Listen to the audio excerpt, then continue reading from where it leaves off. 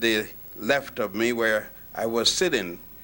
I'm most happy that Kenny's wife, I say that word, I don't want anybody to figure that there's anything other than that. Tell the truth. Tell the truth. They all know. I wouldn't tell them the truth. I did ask you. It's your fault. You said no. But they said the third day. John said the third day. Well, John is the lover, I am the worker. But it was most rewarding to see her. We didn't expect that she would be here this evening. She was very ill within the last few days, and every time you get ill, you come back a little more rosy the next time.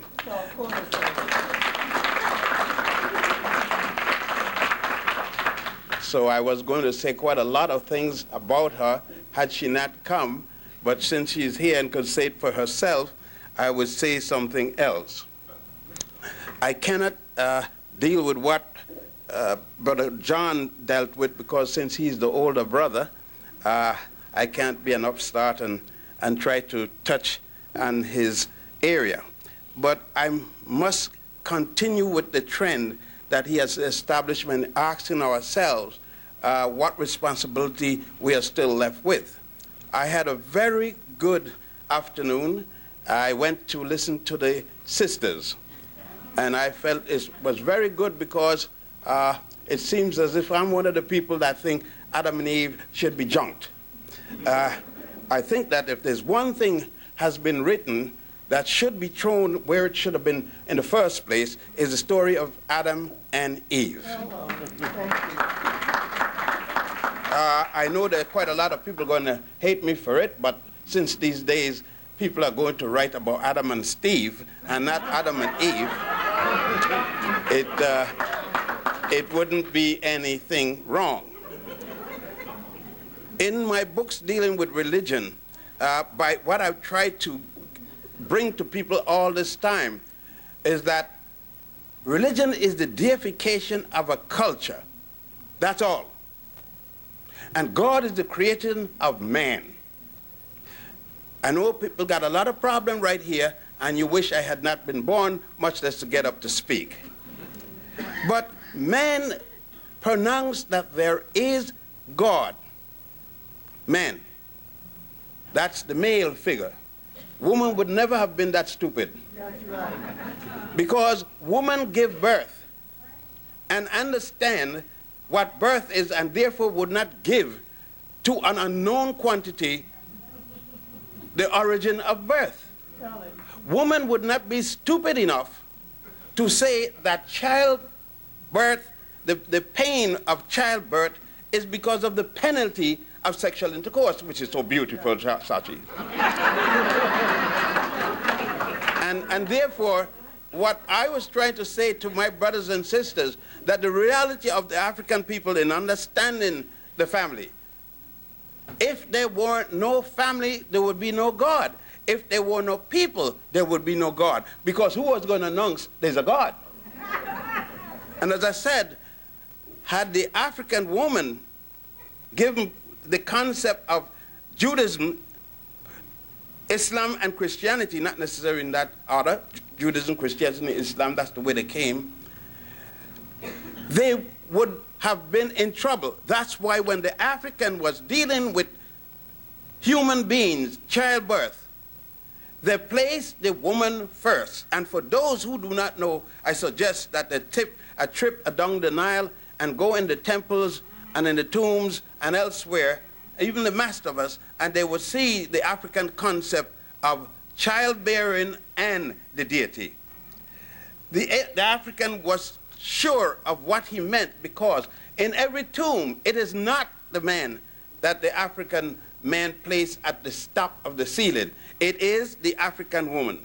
In all things dealing, all concepts dealing with truth, dealing with the major value, is the African woman that is used as the symbol. The Immaculate Conception by Isis, I'm using the Western term which you most understand, was not by Mary. Mary's Immaculate Conception is a poor takeoff of the concept that we see in Abydos. And in writing those, I know why John, many of them can't follow what I'm writing, because they can't write what I'm writing and go back to the Hebrew church. They can't write what I'm writing and go back to Christian church. And they can't write what I'm writing and go back to the Islamic church. Right. They can't do it. Because in those three religions, woman has been crushed under the feet of stupid men. Right. And that's why they cannot follow my work. In listening this afternoon, when I made my remark, the responsibility of the African woman, because I don't know any other woman, I must admit, it may... See, I know that I could not wind up like O.J. Simpson, because I wouldn't have the experience. I would admit that, and would have to take a course in Sociability 101 or something else like that. I will flunk very seriously, never having understand to deal with the other woman. I know many of you fellows are willing to volunteer to show me how to deal with it. I know that Finan could show me. I know that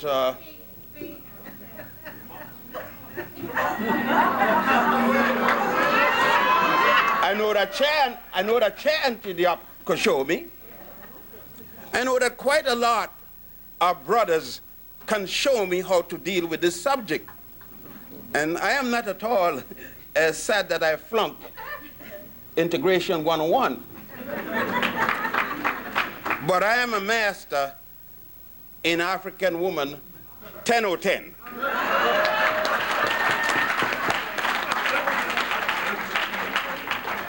To prove to you, but since you like documentation, I have 12 biological children, which African women have given me. I have faith that they were telling the truth, so I accept them. 47 African grandchildren and 14 African great-grandchildren. I'm working in each department to expand this.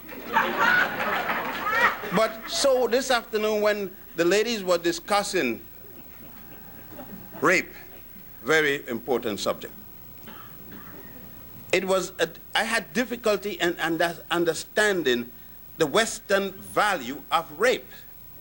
Some people said that my idea about feeling the responsibility of the African woman with respect to rape. And I can assure you, I am not going to change my position on this no more than I'm going to stop eating pork chop. As you could see that I'm a hard-nosed 75-year-old man that believe that fundamental principles that of Africa doesn't change. I don't give a damn who in the West say to the contrary. I don't care in the West who have any position with respect to African women. It put me in mind of the conference of women quite a few years ago in Mexico when Gloria somebody and the others and Bella Abzug and so forth were dealing with the question of the African woman. And the African women that at the conference let them know they were not having any problem with their men. They were having problem with colonialism and the colonialists. And therefore, to me, those things which the African people put into place are correct. I don't give a damn which Westerner don't like it and which African in the West don't like it. What's African is sacred. And that's what I've been fighting to maintain from the West. With all the engineering school I went, and all engineering degree and the law degrees and all that, I don't give a damn about those things. I don't care nothing but the two PhDs. They are junk. I got them to earn a living, to eat a better bread, but not to make the validation of what is right and wrong as an African.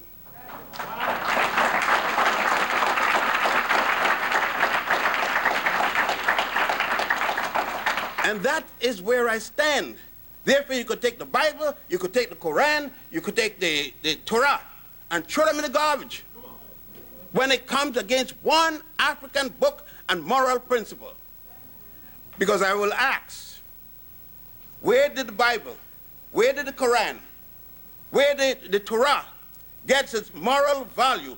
Where did they create a Moses and lied and steal and rob from the Africans along the Nile? Where did the 10 Commandments came out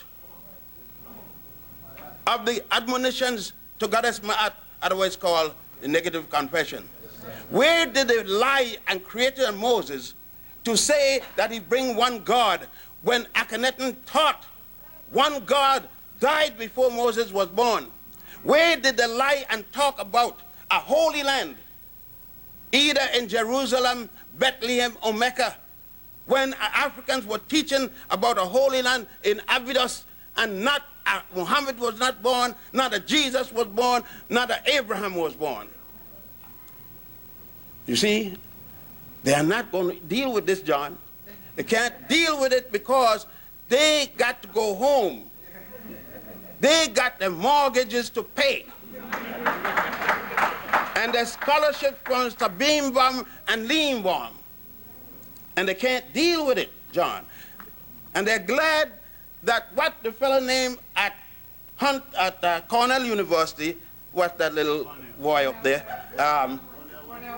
No, the little boy up at Cornell. Bonnell.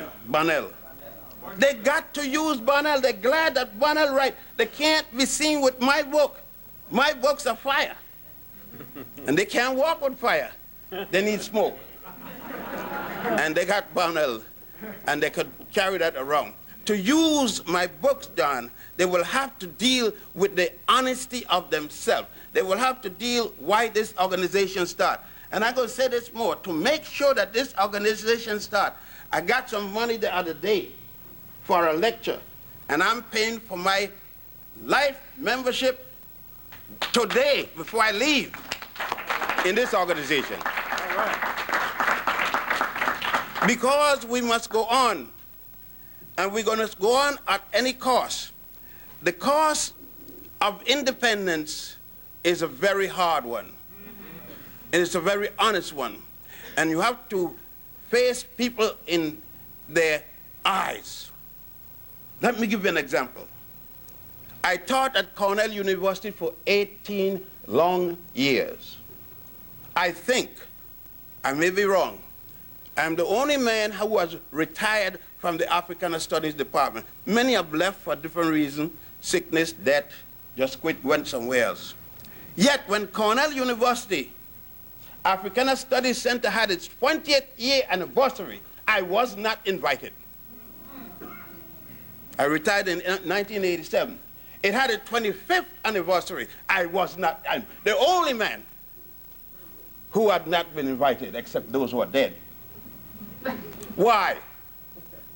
Because I speak my mind. I said I didn't like faggotry. I didn't deal with it. It is contrary to the African concept of the family. I spoke against those Africans and Caribbean leaders who are now leaders but marry European wives. I said, why would they want to be heads of state? But the wives got to be the daughters of the former colonial masters. I said it then, I say it now, I'm going to say it tomorrow. And so they couldn't invite me because if I got up on the podium and spoke, I may say the same thing, and they may not be looking good in front of Boss Charlie. So you see, that's why, John. That's why. When I go home, I'll be looking in the face of a black woman. 45 years. And if she die in the morning, I'll get me another one by nightfall.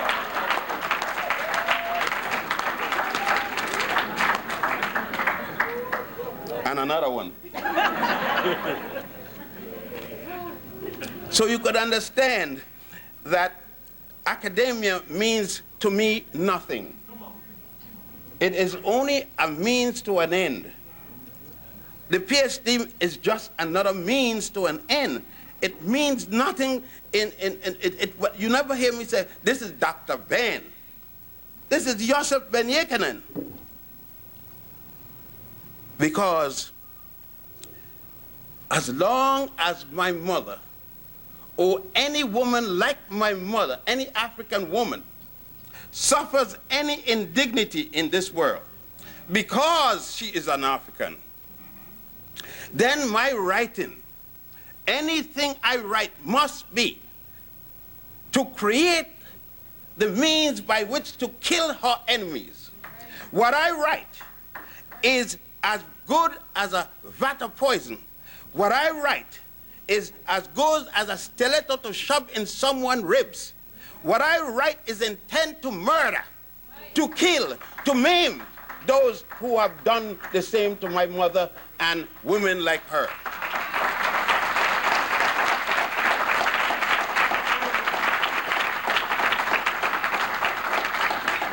Am I an angry man? You're damn right. What the hell did you expect me to be? If you had treated me for 400 years, I had treated you for 400 years, as you treated me, don't you expect me to be angry? Aren't you angry? You took people's land and you're angry. You murdered people and you're angry. Now, I, the victim, I am not angry. I got to be stupid not to be angry.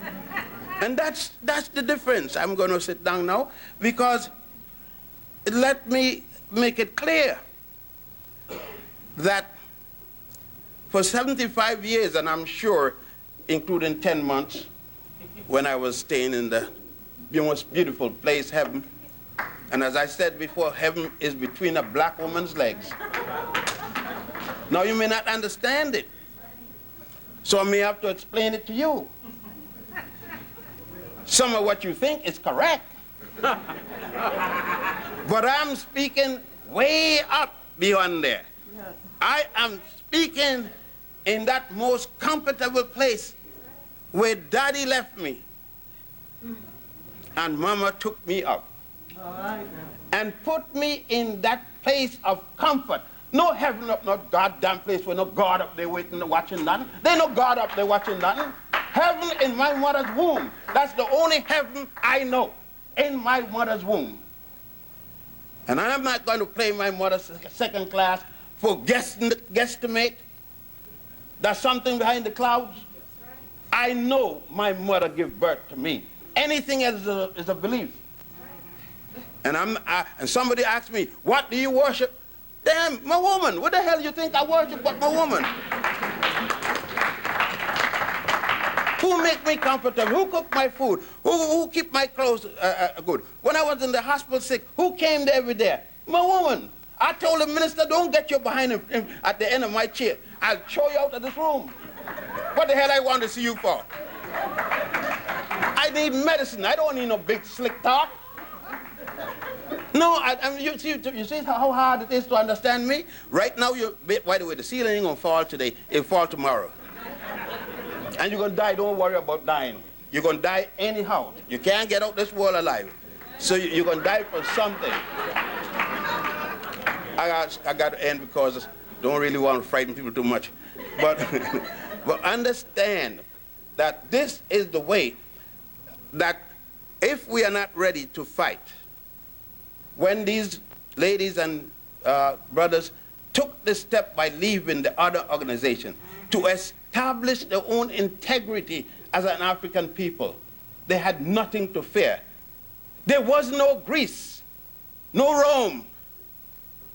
When the people of Egypt, Ethiopia, not necessarily in this order, all the way to Uganda, when they were writing, when they were making calendars, when they were surveying the world order, when they were building houses, when they were practicing medicine, there was no Greeks, there was no Rome, no Abba, Dappa, Lapa, Kappa, Vapa, fraternity and sorority. And I know a lot of you mad. And they want to know Michelangelo's Jesus. And so it is long overdue that we start to deal with the reality of ourselves. It's long overdue that we stop condemning little black girls who are pregnant and talking about teenage pregnancy. My mother was a teenage pregnant woman, and there was nothing wrong with it.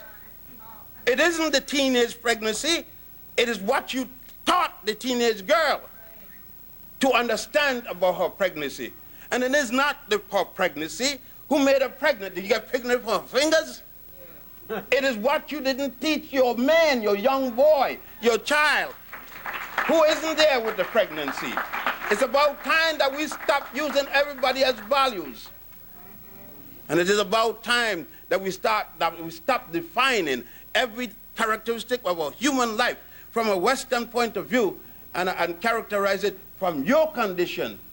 When I write, I don't write unbiased history. I don't write correct history. I write history as seen by an African man for an African people. I write with the bias of the African because I write history to move. I write to move for war. Even Jesus, they said, took a stick and whipped asses in the synagogue. So, it is said and done.